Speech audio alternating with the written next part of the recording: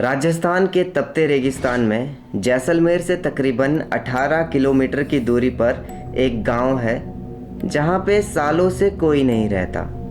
कहा जाता है जब कोई भी इस गांव में रात बिताने की कोशिश करता है तो उसे मिस्टीरियस और पैरानॉर्मल कॉन्सिक्वेंसेस फेस करने पड़ते हैं। इमेजिन अ विलेज जहां पे 400 से ज़्यादा मकान और 1500 से ज़्यादा लोग रहते हो और सडनली पूरा गांव खाली हो जाए। This is Kuldhara, a cursed village.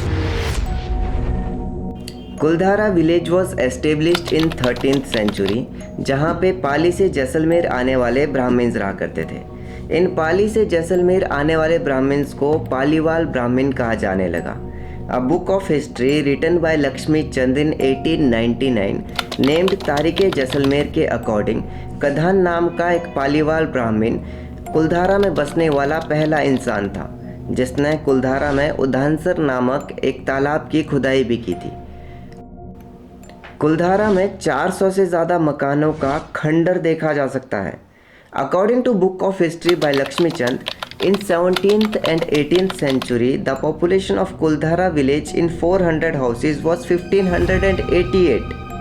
लेकिन कुछ समय बाद एक ब्रिटिश ऑफिसर जेम्स टॉड ने आसपास के लोगों से इकट्ठी की गई जानकारी के अकॉर्डिंग 1815 में कुलधारा की पॉपुलेशन 800-200 घरों में बताई और कुछ समय बाद 1890 में कुलधारा की पॉपुलेशन बस 37 रह गई थी। And in 19th century Kuldhara village एक खंडर में बदल चुका था। कहा जाता है पानी की कमी और अर्थक्वेक्स की वजह से 17th सेंचुरी के बाद पालीवाल ब्राह्मण्स कुलधारा गांव छोड़कर जाने लगे थे। साथ ही में लोगों का मानना है जैसलमेर के दीवान यानी मिनिस्टर सलीम सिंह को गांव की एक लड़की पसंद आ गई थी, जिस वजह से सलीम सिंह ने गांव वालों को परेशान करने के लिए ज़रूरत से ज़्यादा टैक्स लगाया। अब पानी की कमी और पॉपुलेशन कम होने की वजह से गांव वालों के लिए टैक्स पे करना नामुमकिन सा था। तभी सलीम सिंह ने अपने गार्ड्स को उस लड़की को लाने के लिए गांव भेजा।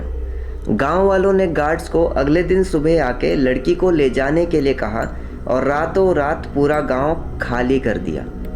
कहा जाता है उस रात कुलधारा के साथ 83 और गांव खाली कर दिए गए थे। उस दिन के बाद आज तक कुलधारा के किसी भी पालीवाल ब्राह्मण को नहीं देखा गया। इतने सारे लोग एक रात में गायब हो गए और किसी को कानों कान खबर नहीं हुई। ये सारे लोग कहाँ चले गए ये कोई नहीं जानता और आज तक ये मिस्ट्री है। A 2017 study by A.V. Roy published in Current Science suggested कुलधारा और बाकी की surrounding village were destroyed because of earthquakes. लेकिन लोकल लोगों और कुछ कहानियों का दावा है कि कुलधारा गांव छोड़ते समय पालीवाल ब्राह्मण्स ने इस गांव को एक श्राप दिया था कि इस गांव में फिर से कोई बस नहीं पाएगा।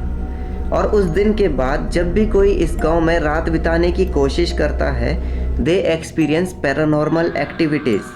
Therefore, the village remain empty।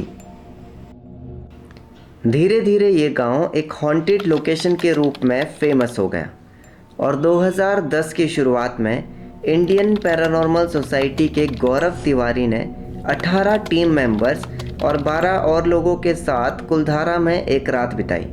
And they claimed उस रात कुलधारा में उन्होंने परछाइयों को चलते हुए देखा, कुछ बहुत ही अजीब और डरावनी आवाज़ें सुनी, आत्माओं को बात करते हुए सुना और इस तरह की बहुत सारी पैरानॉर्मल एक्टिविटीज़ ऑब्जर्व की।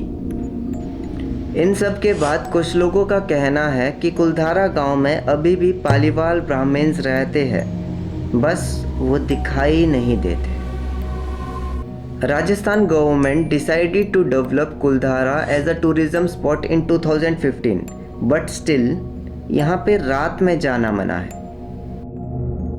India is the most populated country in the world और ऐसे में 300 सालों से खाली पड़ा एक गांव बेस्ट प्लेस हो सकता है नए स्टार्ट के लिए। But maybe because of these stories and lack of water no one want to stay in Kuldhara. Have you ever visited or want to visit Kuldhara?